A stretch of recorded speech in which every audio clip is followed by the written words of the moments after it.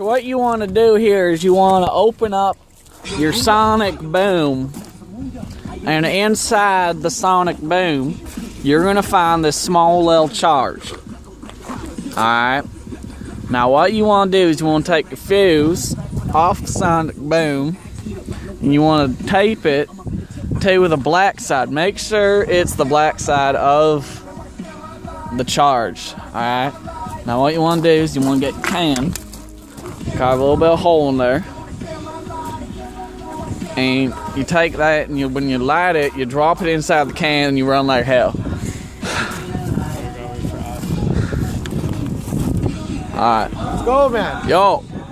Hey, sure you're up, eh? Get your ass over here. Come make a boom. Turn this shit off. Come on, come on, come on. Hang on. Coming